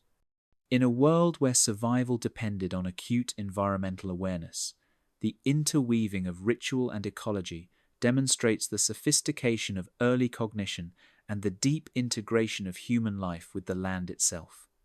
The process of ritual was as much about mental and emotional processing as it was about social reinforcement. Through collective enactments, whether mourning the dead, celebrating successful hunts, or marking seasonal transitions, humans created shared frameworks for interpreting the unpredictability of their environment. Ethnographic analogues show that such practices reduce anxiety, strengthen cohesion, and provide a narrative through which small groups could make sense of suffering, scarcity, and mortality. In the prehistoric context, where each loss was magnified by tiny population numbers, ritual provided a vital cognitive and emotional tool, transforming trauma into meaning and reinforcing adaptive social structures. Evidence of symbolic innovation extends to the manipulation of materials themselves. Charcoal, ochre, feathers, and shells were incorporated into ceremonial contexts, often modified with incisions, polishes, or arrangements suggesting deliberate aesthetic choices. Chemical residue analyses demonstrate that pigments were not simply applied randomly. They were carefully processed and combined to achieve desired hues, textures, and adherence. These acts required planning, manual dexterity, and shared understanding, all of which reflect a cognitive sophistication previously unappreciated in small prehistoric populations. The physical labor of preparing ritual materials, combined with their deliberate deployment, illustrates the interconnectedness of practical skill, observation, and symbolic thought. Even in the most constrained social networks, these ceremonies fostered resilience. By codifying shared practices, early humans created frameworks for identity, memory, and responsibility. Rituals preserved knowledge of kinship, resource locations, hunting strategies, and environmental cues, embedding them in acts of repetition and observation. This blending of empirical knowledge with symbolic expression ensured that even in times of fragmentation, clans retained cohesion, cultural continuity, and a sense of purpose. Anthropological comparisons suggest that such practices likely reduced conflict, reinforced alliances, and mitigated the psychological toll of living on the edge of extinction. During such observances, the interplay between space, action, and meaning was fundamental to these practices. Sites chosen for ritual caves, groves, riverbanks were imbued with significance. Their natural features integrated into ceremonial choreography. Sunlight filtering through openings, echoes in stone chambers, or reflections on water may have amplified the sensory and emotional impact, linking perception with narrative. Archaeologists have noted repeated placement of items along natural lines, such as rock edges or stream courses, indicating an intentional use of landscape as a medium for expression. These deliberate spatial arrangements transformed the environment into a canvas, where human creativity, social memory, and environmental awareness converged. Through ritual, prehistoric humans reconciled the tension between fragility and endurance. Every act, from the smallest gesture to elaborate sequences, reinforced trust, conveyed identity, and encoded survival knowledge. In performing these symbolic behaviors, humans externalized memory, processed fear, and solidified the social glue necessary for collective resilience. The line between practicality and meaning blurred, as ceremonies became a mechanism for both psychological stability and the reinforcement of cooperative strategies that directly affected survival outcomes. In this fusion of observation, cognition, and symbolism, the seeds of culture and identity were sown, creating a blueprint for human perseverance in the face of near extinction. Emerging from these edge ceremonies, humans carried forward lessons that transcended survival alone. The deliberate coordination of act, sound, and place cultivated a sense of continuity, anchoring the fleeting present in collective memory and preparing the mind for the challenges of an unpredictable world. As clans emerged from ritualized space into the daily demands of the land, they carried with them not only knowledge of the tangible plants, prey, tools, but also an inheritance of shared identity, resilience, and the capacity to endure. This intimate connection between culture and survival naturally leads to the mastery of the environment itself, where understanding, manipulation, and observation become the final frontier in ensuring the persistence of fragile humanity. Reading the seasons. As winter's grip loosened, humans tracked the faint emergence of green along riverbanks, a signal that prey and edible plants would soon return. The land itself spoke in subtle shifts, the first tendrils of frost-free soil, the delicate stirrings of insects, the trembling buds on birch and willow. Each observation was catalogued mentally, encoded into the survival strategies of fragile clans, whose numbers magnified the consequences of error. Analysis of sediment layers from ancient floodplains reveals the precision with which early humans timed their movements, synchronizing with the seasonal abundance of plants, game, and freshwater access. A single miscalculation could mean hunger or exposure, yet in these precise acts of reading the land, humans transformed uncertainty into actionable knowledge. Cloud formations and wind direction became guides, informing movement across hills, plains, and dense forests with a subtle intelligence honed over generations.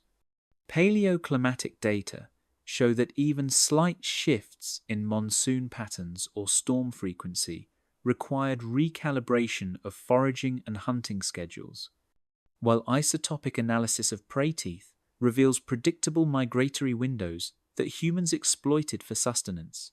Within these patterns lay a delicate balance, understanding when to strike, when to follow, and when to retreat.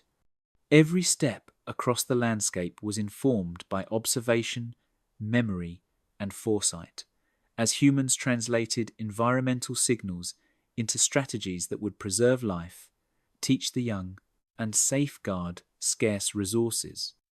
Early footprints preserved in frozen mud and compacted earth demonstrate remarkable synchronization in group movement, suggesting coordinated planning to maximize success during brief windows of abundance. Archaeological evidence of tool caches, butchered animal remains, and hearth arrangements supports the conclusion that humans followed cyclical patterns of habitation and hunting. Campsites shifted, not randomly but according to repeated, environmentally dictated logic, a choreography of survival etched into the soil and sediment of the world. Observing these patterns across multiple sites, researchers can reconstruct not only human movement, but the rhythm of a society whose life was inseparable from the pulse of the land. Observing the celestial arc, humans noted subtle shifts in daylight and star positions, embedding astronomical knowledge into seasonal planning. Lunar phases dictated the timing of night hunts, while the movement of constellations and the angle of the rising sun informed planting, gathering, and migration schedules.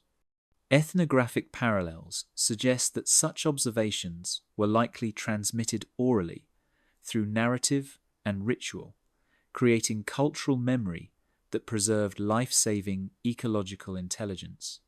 Through these early astronomical cues, humans developed a conceptual framework for anticipating change, linking the heavens to the earth in a practical system of survival. The timing of birthing cycles in prey species dictated hunting strategies, ensuring food while preserving herds for future survival. Fossilized remains reveal that humans selectively targeted juveniles and weak adults, maximizing caloric intake while maintaining herd viability. Tracking birth seasons required patience, acute observation, and long-term memory, as well as an understanding of predator-prey dynamics. Humans honed the ability to predict when and where herds would gather, learning the interdependencies between rainfall, vegetation, and animal behavior. In these calculations, survival became a dynamic negotiation with the natural world rather than mere confrontation. Accumulated knowledge of flood patterns, droughts, and river behavior allowed clans to anticipate danger and seek safe passages. Stratigraphic studies indicate that early humans settled temporary campsites above floodplains, yet close enough to exploit water resources. Seasonal planning encompassed not only sustenance but also safety, requiring careful reading of cloud formations, soil moisture, and animal behaviors that hinted at impending storms. The smallest cues, bent reeds, displaced stones, or unusual bird calls could indicate a shift in conditions, transforming ephemeral observation into survival-critical foresight. The sensory acuity required to read the landscape extended beyond sight, incorporating smell, sound, and subtle ecological cues. Archaeobotanical analysis of foraging sites indicates that humans differentiated edible plants, ripeness stages, and toxicity levels through tactile and olfactory assessment. Listening for the distant cry of migratory herds, detecting the faint musky scent of a predator, or feeling temperature gradients in soil all contributed to a nuanced understanding of temporal and spatial patterns. In mastering these senses, humans achieved a form of ecological literacy, translating perception into effective action. In combining empirical observation with memory, humans converted fleeting environmental data into long-term survival strategies. Each clan developed a mental map of territories, migratory corridors, and seasonal resources, a living atlas updated year after year. Evidence from faunal remains, pollen analysis, and hearth positioning suggests that humans revisited familiar routes, optimized resource acquisition, and anticipated scarcity with remarkable accuracy. The integration of experience, experimentation, and intergenerational knowledge formed a cognitive scaffolding for survival, allowing humans to project into future seasons and plan accordingly. Each movement across territory reflected a complex calculus of resource distribution, weather, and social coordination. Ethnographic studies of modern foraging societies suggest that leaders, scouts, or experienced hunters interpreted subtle environmental cues to inform group decisions. Collaborative deliberation balanced risk and reward, ensuring that fragile human populations could navigate landscapes teeming with predators, unpredictable weather, and variable food availability. Human survival became a living negotiation with ecological reality, one in which every action carried consequences for the immediate clan and the species itself.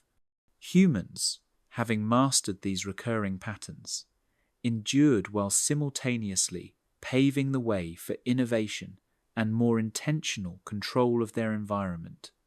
The intimate understanding of seasonal rhythms allowed experimentation with storage, selective harvesting, and controlled movement that would evolve into broader technological and social innovations.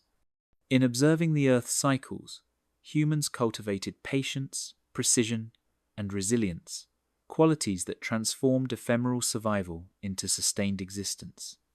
These lessons, hard-won over millennia, ensured that the fragile flicker of humanity could persist, adapt, and ultimately thrive, despite the precarity of numbers and the capriciousness of nature.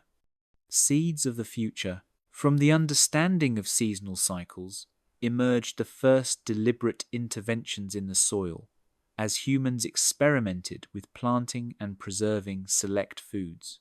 The knowledge accumulated over countless generations when to harvest, which tubers would endure frost, and how to store seeds safely translated into small, intentional acts of control. Each decision carried immense weight. A misjudged planting could mean hunger for the entire clan, while a successful harvest offered not only nutrition, but a rare, precious assurance that the fragile flicker of humanity could endure. Archaeobotanical studies indicate that even at this precarious population level, humans were favoring certain wild cereals, legumes, and tubers, selecting for reliability and resilience rather than sheer abundance, demonstrating a nascent understanding of sustainable practice long before formal agriculture would arise. Within small, fragile clans, every seed gathered held both sustenance and possibility, creating subtle links between the present and an imagined future. Clans experimented with temporary storage pits, hidden caches, and raised platforms to protect these vital resources from scavenging animals, moisture, and decay. Microscopic analysis of sediment layers at Pleistocene sites reveals repeated patterns of seed deposition, suggesting not random disposal but intentional organization and retrieval over multiple seasons.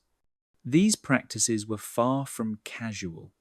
They required careful observation, planning, and cooperation, integrating ecological knowledge with social discipline. Even the smallest tuber or grain carried the weight of survival, an intimate intersection of biology, environment, and foresight. Observations of wild plants and their growth cycles informed deliberate selection, demonstrating an early understanding of germination, soil types, and moisture patterns. Seeds from species with predictable yields were preferred, indicating humans recognized patterns in plant phenology and reliability. For instance, certain geophytes that emerged at consistent intervals were harvested and stored for future use, their success directly influencing clan movement and settlement choices. Ethnobotanical parallels suggest that humans also identified plants with dual purposes: nutritional value coupled with medicinal or preservative properties, creating multifunctional resource strategies. These intertwined observations formed the foundation of ecological literacy, a cognitive leap in anticipating nature's fluctuations rather than merely reacting to them. Hearths became dual-purpose spaces, both for cooking and for drying or storing plant matter, revealing sophisticated spatial organization and foresight. Controlled fires not only improved the palatability of certain tubers, but also extended their shelf life by reducing moisture and killing pathogens. Experimental archaeology supports the idea that small heat-treated caches could maintain viability for weeks or months, bridging seasonal gaps when fresh resources were scarce. The proximity of storage to hearths allowed for quick monitoring, reinforcing feedback between preparation and consumption. Within these domestic microenvironments, humans were cultivating not just nourishment, but predictive mastery over the cycles of availability and decay. Trial and error extended beyond planting to protection, as seeds and tubers were hidden, buried, or elevated to avoid predation by rodents, birds, or other mammals. Evidence of shallow pits, layered coverings, and sometimes even small protective structures suggests that early humans applied inventive problem-solving to safeguard the results of labor-intensive foraging. Failure was as instructive as success. Spoiled caches or depleted supplies provided the basis for refining techniques, such as selecting drier soils, choosing different species, or altering burial depth. Each experiment contributed to a growing body of knowledge, encoded in memory, shared stories, and repeated practice across seasons. Coordination within clans amplified success, with members assigned tasks for planting, monitoring, and retrieval in rhythm with seasonal patterns. This collaborative effort ensured that no single individual bore the full responsibility of preservation, and it reinforced social cohesion while optimizing survival outcomes. Archaeological evidence suggests synchronized labor cycles, with groups moving collectively to planting or harvesting sites, guided by observation of environmental cues. Beyond the practical, these shared responsibilities likely reinforced cultural norms, teaching younger members the intimate rhythms of ecological systems and instilling early concepts of stewardship and collective foresight. Repeated cycles of harvesting, storing, and replanting indicate that humans were not merely consumers of the environment, but early managers, embedding ecological knowledge into practice. Pollen analysis, carbon dating of seed layers, and phytolith studies all point to deliberate interventions that improved yields or storage potential. By recognizing patterns in germination, soil fertility, and seasonal rainfall, humans were effectively experimenting with proto-agriculture. These subtle acts of control required patience, observation, and precise timing, reflecting an emerging understanding of cause, effect, and consequence in natural systems. Even minor failures, preserved in soil strata or plant remains, informed future strategies, creating a feedback loop of experimentation and adaptation.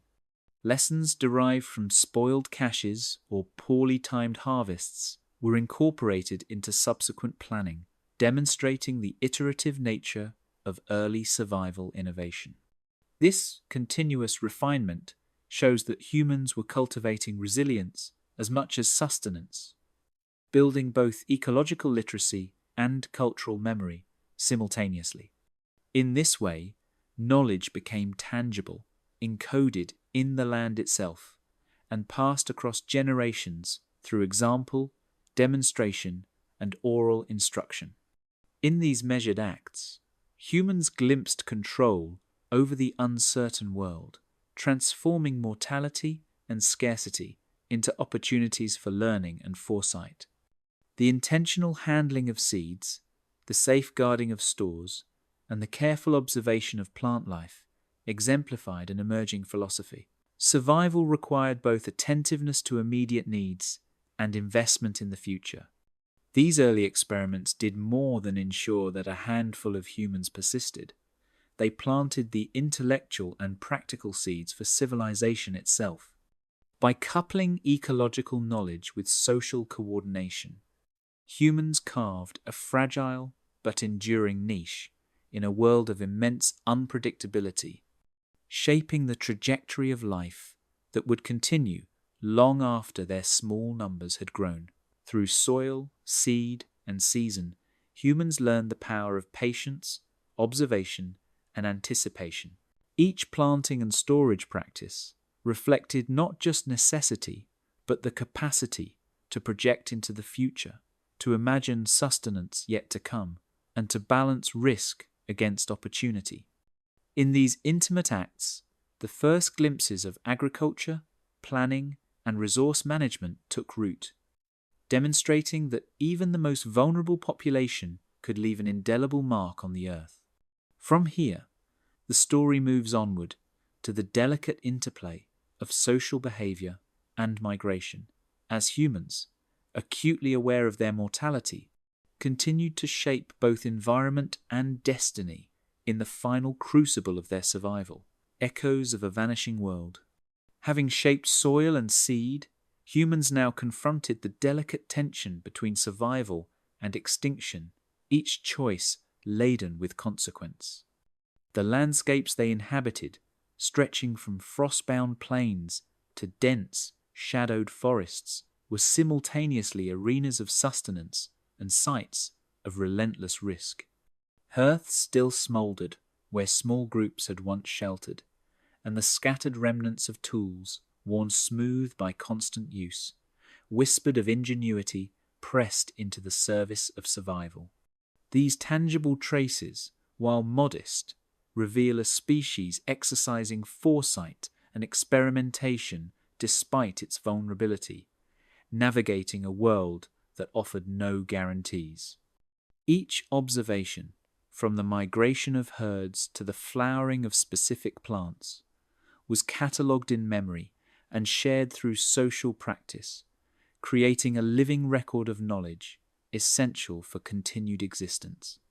Traces of their presence, charred hearths, discarded tools, and scattered seeds testify to ingenuity pressed into a precarious existence. Archaeological layers show patterns of resource management, indicating that even in the face of scarcity, humans experimented with storage, selective harvesting, and the careful positioning of shelters.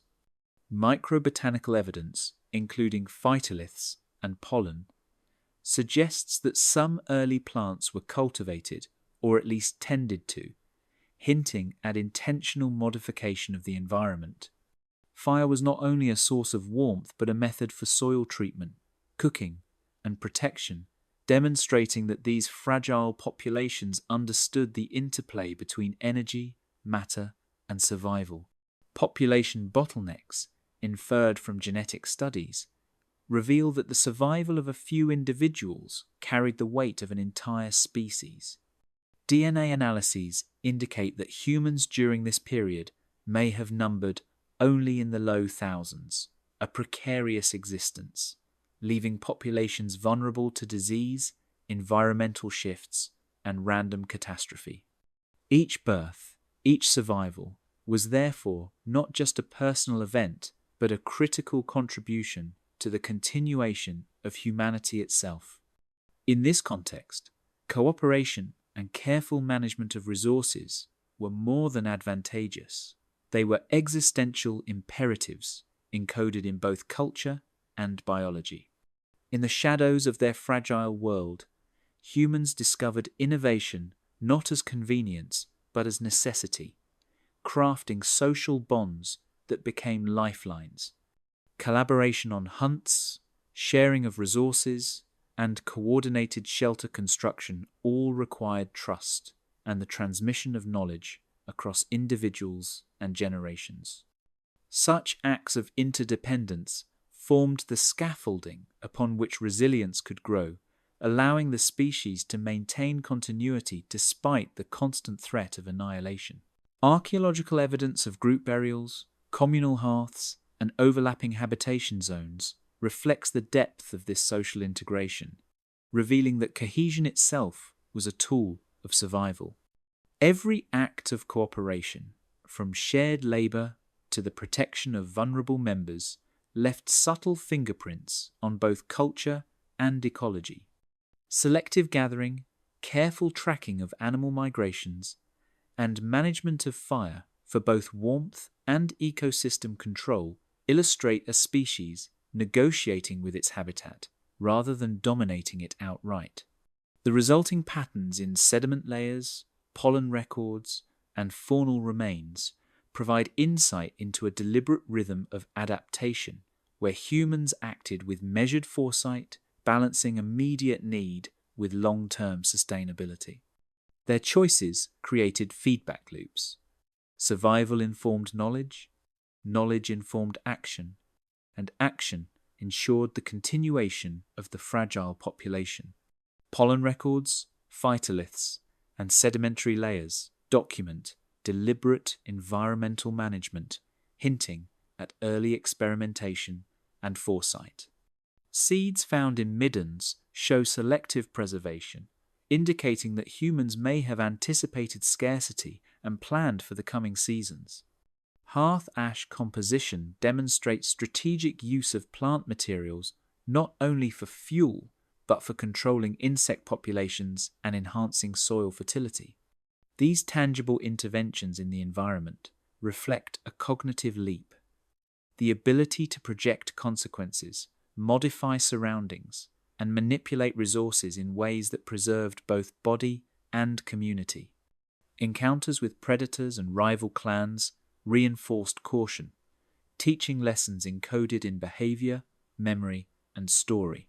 Bones bear the scars of both animal and human conflict, while subtle shifts in settlement patterns suggest strategic retreats, ambushes, and protective positioning.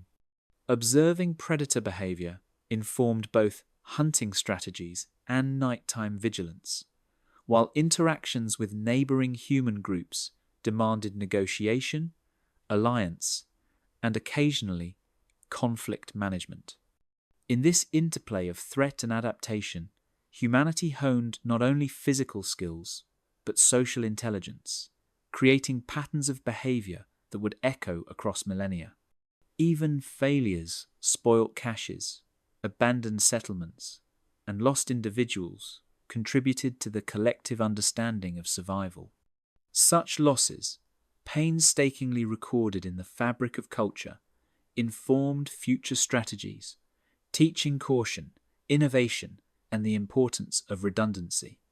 Humans learn to anticipate environmental variability, diversify their food sources, and rotate campsites to mitigate risk. These adaptive measures were iterative, combining trial, observation, and communication into a sophisticated, though fragile, system of ecological mastery. Their footprints, often erased by time, linger in genetic patterns that trace human migration, diversity, and adaptation. Isotopic analyses of skeletal remains indicate dietary flexibility, mobility across vast territories, and resilience in the face of climatic extremes. Subtle variations in tool design, hearth construction, and plant usage document an ongoing dialogue with the environment, revealing a species constantly recalibrating its relationship with the earth.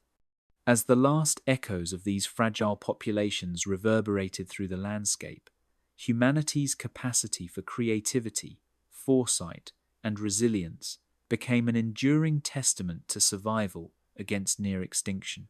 The fragile threads, woven by clans, fire, tools, and cultivated plants, formed a lattice that supported life, knowledge, and culture in a precarious world. In soil, stone, and memory, traces remain of a species acutely aware of mortality, yet determined to endure. These echoes invite reflection on the extraordinary combination of vulnerability and brilliance that defined humans during this crucible of existence, bridging the gap between the last flickers of prehistoric survival and the future expansions that would eventually repopulate and reshape the planet. In contemplating these remnants, viewers are left to ponder the enduring consequences of near extinction, how fragility forged resilience, and how every small act of adaptation carried the weight of an entire species, leaving hints of both survival and profound loss for generations yet to come. In the quiet aftermath of near extinction, the fragile flicker of humanity endured, shaped by ingenuity, resilience, and the bonds that tethered individuals to one another. Each footprint, fire-scorched stone, and whispered lesson bore witness to a species learning not just to survive, but to imagine a future beyond peril. Across frozen plains and shadowed forests, life persisted in defiance of fragility, leaving traces that would echo through millennia. In this delicate balance between vulnerability and hope, we glimpse the enduring spirit that allowed humanity to rise again. If you enjoyed this exploration, consider liking, subscribing, or leaving a comment below.